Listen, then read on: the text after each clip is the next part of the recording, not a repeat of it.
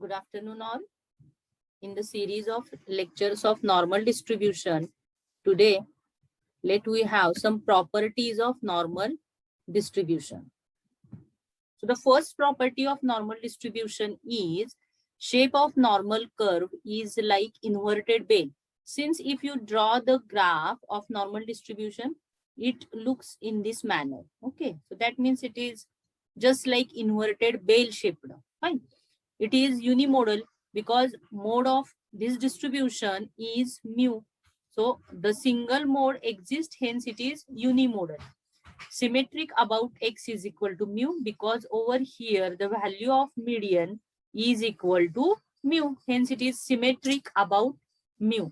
And it tends indefinitely in both the directions. Fine. Because we have over here from minus the range, since range is minus infinity to infinity. Okay. Now the second property over here is probability of x is in between minus infinity to infinity. Obvious, this is equal to 1. Third property, probability of x is in between minus infinity to mu is equal to probability of x is in between mu to infinity is equal to half.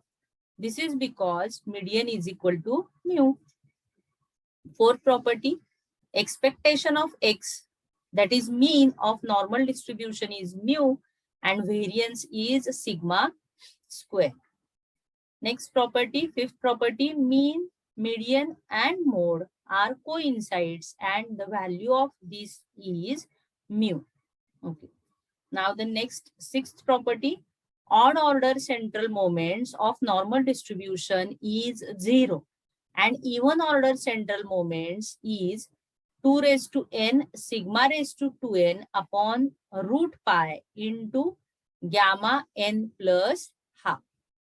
Seventh property, MGF of normal distribution is e raised to t mu plus half t square sigma square. Now the next property, which is eighth property, addition of n independent normal variates are also normal variate. The ninth property, for normal distribution, beta 1 is 0, which implies gamma 1 also equal to 0, and hence the distribution is symmetric over here. And the last 10th property, for normal distribution, since beta 2 is 3, which implies gamma 2 equal to 0, and hence the distribution is mesochrotic. We denote this normal distribution as x follows normal with we have two parameters as mu square and sigma square. Fine. So these are the properties of normal distribution. So we have one more point as mean deviation about mean of normal distribution. So mean deviation means MD, isn't it? Mean deviation about mean. So MD is the measure of which, by using MD, what you are measuring? MD is the measure of dispersion, isn't it? That means we can measure the how many values are dispersed or how many values are dispersed from this average value, that is mean. Okay. So the formula for this is, I can denote this as MDX bar. This is equal to expectation of modulus of x minus mu over here. Okay. So that is equal to integration over the range of x modulus of x minus mu f of x dx. Over here, since mean for normal distribution, we know that mean is mu. Hence, we can replace this value. Okay, fine. Now over here, we replace the range as well as fx. So range of normal distribution is minus infinity to infinity. Then modulus of x minus mu as it is. Now over here, the value of fx is 1 divided by root 2 pi sigma e raised to power minus half, what we have, x minus mu upon sigma bracket square dx.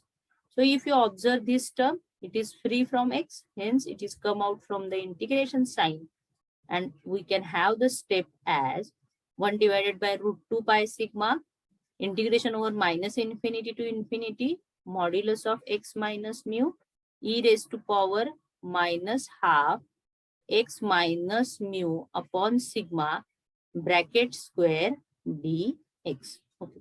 So this is equal now. To simplify this, we put x minus mu upon sigma is equal to z. So that means x minus mu is equal to sigma z. Fine. Okay. Now what about dx? Dx is equal to sigma dz. So what is the range? Over here, the range of x is minus infinity to infinity.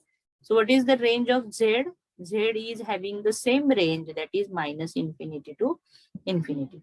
Now, what is MD about x bar now? MD about x bar over here is the constant term as it is, that is 1 divided by root 2 pi sigma as it is. Then we have minus infinity to infinity. Then what we have? The modulus of x minus mu, that is we have in the modulus we have sigma z.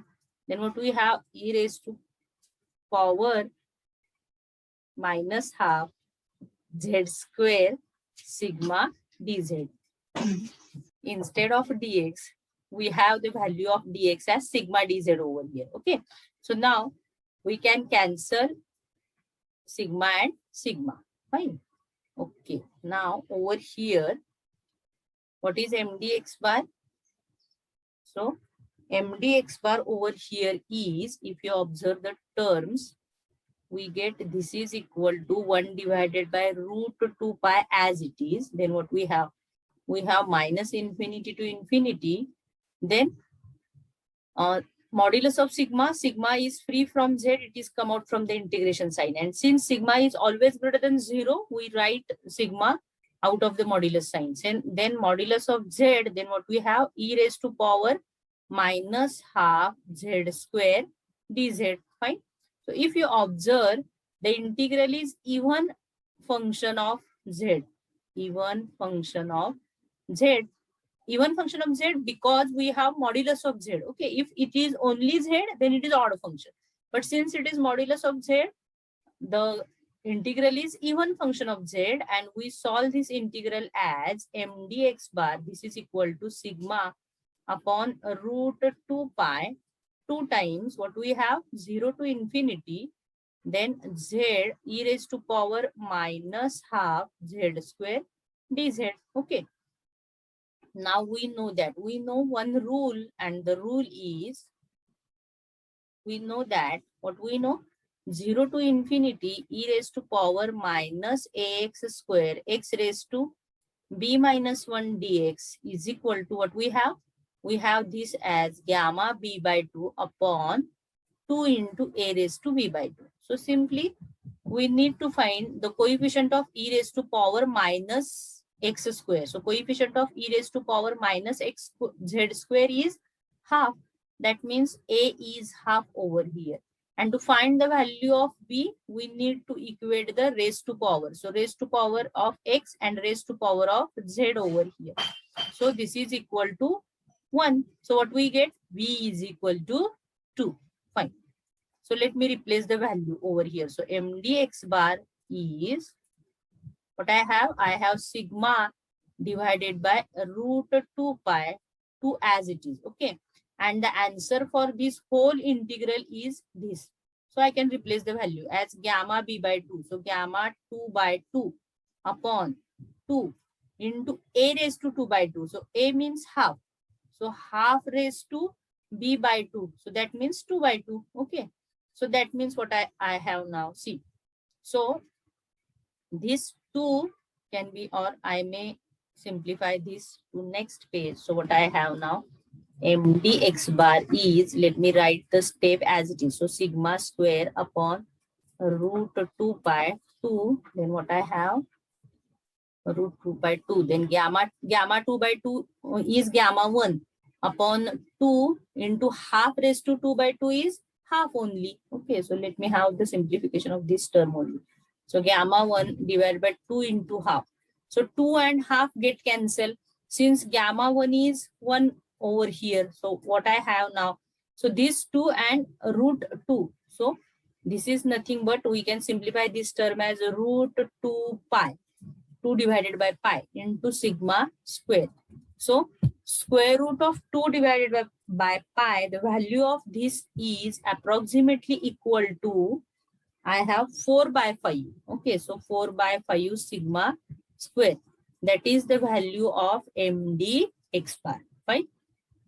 So in this lecture, we have seen the 10 properties of normal distribution, and we have find what is mean deviation about mean of normal distribution, and which is root 2 divided by pi sigma square, or approximately this is equal to 4 divided by 5 sigma square. Thank you for watching my video. Please subscribe my channel.